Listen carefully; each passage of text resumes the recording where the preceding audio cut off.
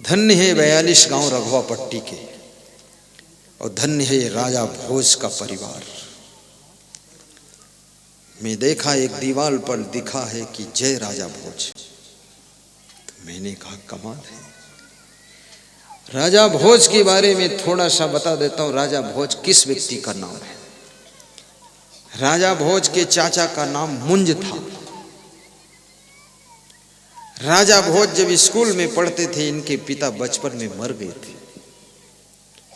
तो स्कूल में एक दिन चाचा मुंज जाते हैं और शिक्षकों से मिलते हैं और राजा भोज के बारे में पूछते हैं।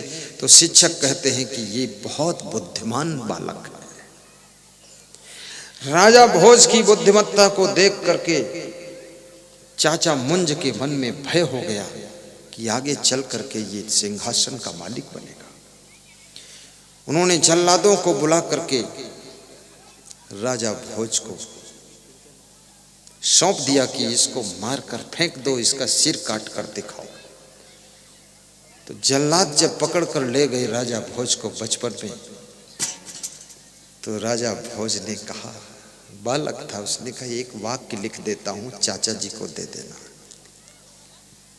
कि त्रेता के राजा राम, द्वापर के राजा कृष्ण और सतयुग के राजा मानधाता के साथ में ये पृथ्वी नहीं गई, लेकिन कलयुग के राजा मेरे चाचा मुंज के साथ में ये शायद पृथ्वी जाएगी, इसलिए हमको मरवाना चाहते, ये दे देना हमको। जल्लादों के आंखों में आंसू भर गए कि अरे इतना बुद्धिमान बालक, इसका मैं सर काटूंगा। उन्होंने कहा तुम सुरक्षित रहो। दूसरे का सर काट कर दिखा दिया और पर्चा दे दिया लिखा हुआ। जब पढ़ा, मुंज ने रोने लगे, बोले कि क्या सच में उसको मार डाला है तुमने? अब मैं जी नहीं सकूंगा। इतना बुद्धिमान बालक, इतना ज्ञान उसको इस उम्र में, यदि वो नहीं जिंदा है तो मैं जिंदा नहीं रहूंगा। तो जल्लादों ने कहा कि उसको मारा नहीं, ये दूसरे का सिर काट कर दिखाया, जीवित है, जंगल में छुपा के रखा। बोले लाओ मेरे सामने। बाल अवस्था में राजा मुंज ने अपने भतीजे भोज को सिंहासन पर बिठाया, क्षमा मांगा और जंगल में तप करने चले गए कि मैं इस योग्य नहीं हूं जिस सिंहासन पर बैठूं। अरे भोज, तू तो इतना महान है कि मेरी खोपड़ी को खोल दिया तूने। उस व्यक्तित्व का नाम राजा भोज है। राजा भोज का नाम कबीर साहब ने अपने बीजक में याद किया है। सुनाऊं वो पंक्ति? अगर आप राजी हैं तो सुना देता हूं, सुना देता हूं। राजा भोज की राजधानी धार जिले में थी और धार नगरी की राजधानी को राजा भोज ने इतना सुंदर सजाया था, सुंदर बनाया था कि अन्य राजा उसे देखने आते थे। आदर्श राजधानी। तो कबीर ने कहा है ये मृत्यु लोक है।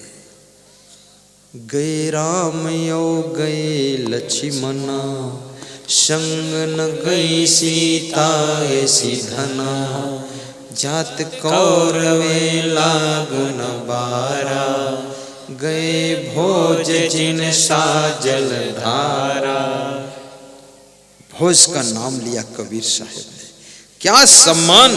कहीं न कहीं कबीर साहब राजा भोज से प्रभावित थे, बहुत प्रभावित थे।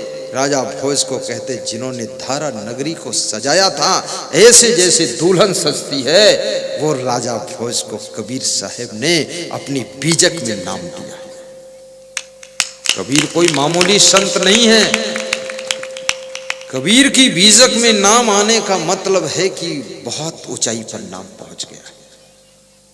शिवरी का नाम रामायण में आ गया तो आज सोचो शिवरी का नाम कितनी ऊंचाई पर लिया जाता है। ऐसे बड़े शास्त्रों में, सम्मानी शास्त्रों में किसी व्यक्तिगत राजा का नाम आना। राजा भोज महान थे, बहुत बुद्धिमान थे, गुणवान थे, बहुत सुंदर धारा नगरी को सजाया था। मैं राजा भोज के परिवार वालों से निवेदन करूंगा, कम से कम तुम अपने गांव को सजाना और अपने घर को बहुत सुंदर बनाना। शराब मत पीना, ऐसा वैसा खान पान मत करना। राजा भोज और शुभकामना करता हूं ये रगवा पट्टी के लोगों के लिए।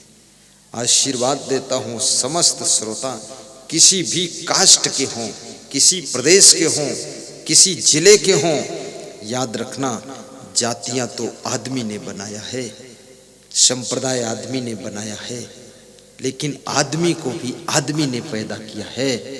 तो सबसे पहले तुम इंसान हो, तो इंसान समुदाय को मैं धन्यवाद देता हूं कि तुम महान बनो, उत्थान करो और गुरुदेव का ध्यान भी सुबह शाम करो। ऐसा आपका जीवन हो।